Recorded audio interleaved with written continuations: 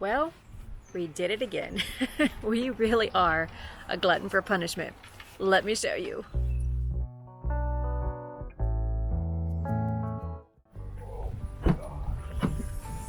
Hello! You look just like Theo. How cute are you, Wolf Nose Spots? How cute are you? Hi! Hi there!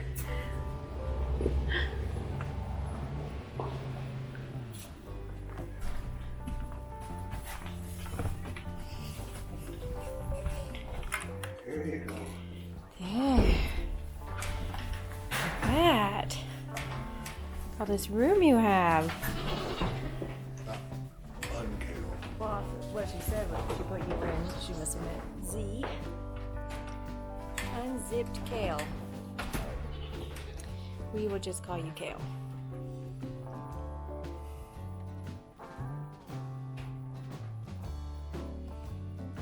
What do you think, Theo? Not sure if your fur needs to stand up or not? Our pretty one. You are.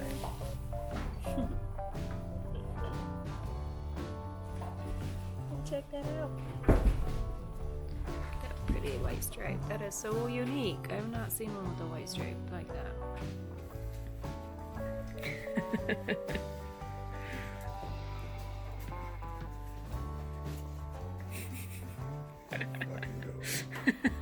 I'm gonna have to edit that out, mister.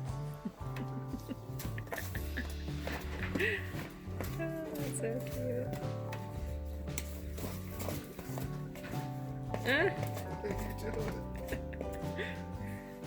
He's pretty sure he can move it. Whoa. He's claimed your leg.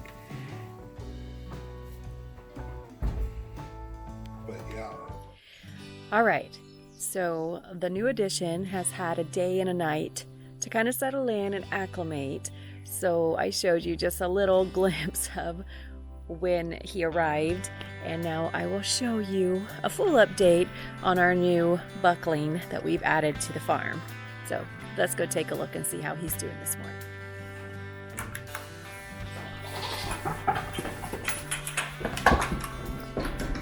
Good morning. Good morning, sweet boy. Good morning. Hi. Hi. So this is Kale. Hi, Kale. Let's show everybody who you are. This is Kale. He is our new addition to the farm. He's almost 4 months old. He comes to us from Mathiots Paradise, which is an amazing farm and breeder of Nigerian dwarf goats. They have champion lines, they have high pedigreed, milk stars galore. In fact, his mother is a 4-star milker. His dad's a champion, and it just goes back and back into his lines. So we haven't necessarily been looking specifically, for a buck. We wanted to add a buck to the farm because it's just too difficult to try to make arrangements when you borrow a buck or rent a buck stud service, whatever. It gets too complicated when it's difficult to figure out your heat cycles of your does, and of course you've got to get them in there during that specific window and all that. So it's too complicated to try to take them and have them bred, so we knew we were going to have to bring bucks here. But we were being very picky on this because, like I said in a previous video, our goal for 2020 is to improve the herd. So we have 3 registered Nigerians, and all of them come from decent milk lines and all that, but we want to improve that even more. We want to work on our does this year on getting their own milk stars. So we'll be doing the performance program at some point. I'm still researching all the details on that because it seems pretty complicated, but I've been chatting in some forums and whatnot, and they say it's not as complicated as it sounds. But our girls are going to be earning their milk stars. That is the goal.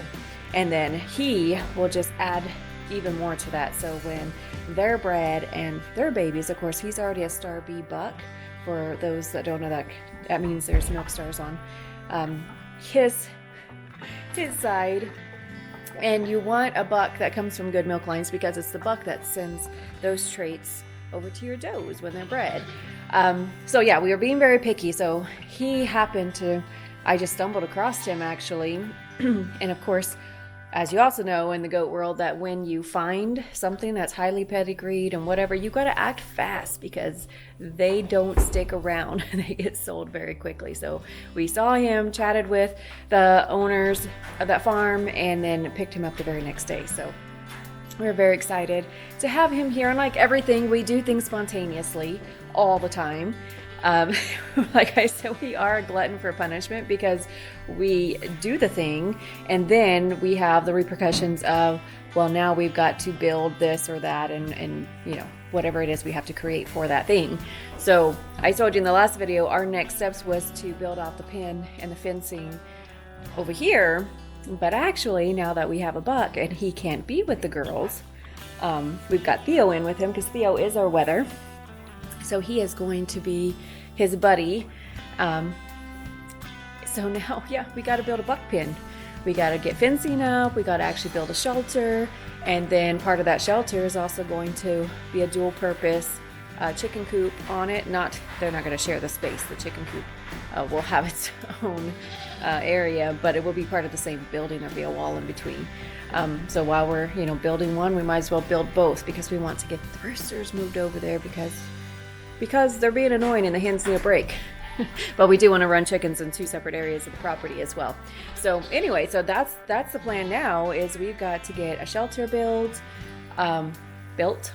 and we've got to get permanent fencing put up for him. And then of course we have to find a location that isn't too close to the does. So when they are in heat, he's not in their line of sight. He's not going crazy like you see some male goats doing with their bleating all the time and being loud and nasty and all of those things you hear about male goats.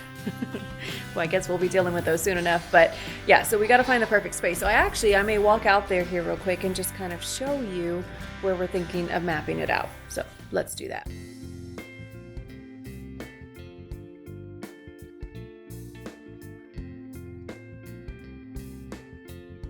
Okay, now I'm not sure exactly where it's going to go. James and we're going to map that out today and figure out the exact permanent spot. But it's going to be something in this nature. So I'll turn the camera around and kind of show you how far this is away from the girls. So I am behind the house here. Here's the back of the house, the garden area, and then of course I think you can see it back there. That is the barn, and that's where the girls are. And when we expand their fence, which we're still going to do, it's just going to be second now, it'll come out here. So we'll be able to see them better and whatnot. But the goats themselves, the male bucks over here, of course we only have one buck right now, but eventually we'll probably have more than one. So they're going to go in here somewhere. Their fencing will be in here. We've got, all this area. We've got a little cleanup to do.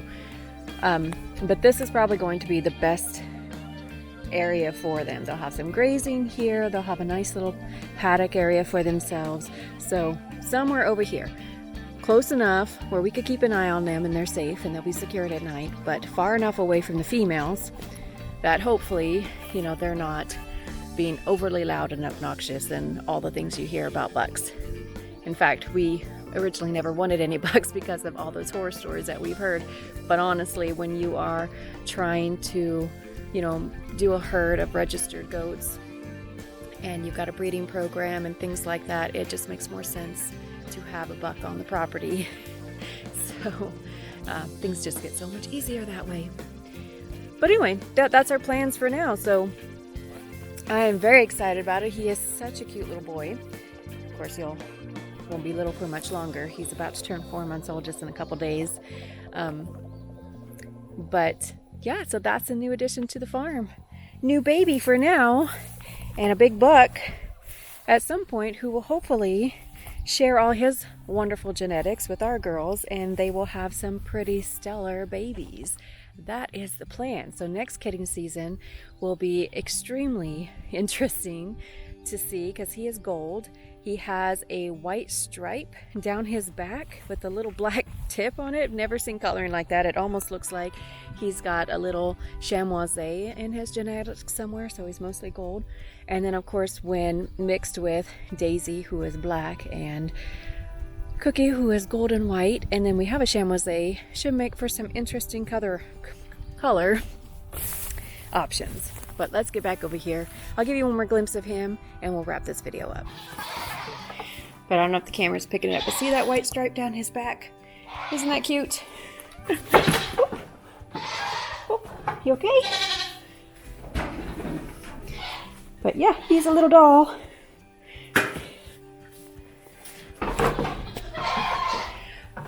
And we're very excited to have him. So thanks so much for joining for this video, and we will definitely catch you on the next. Have a great day.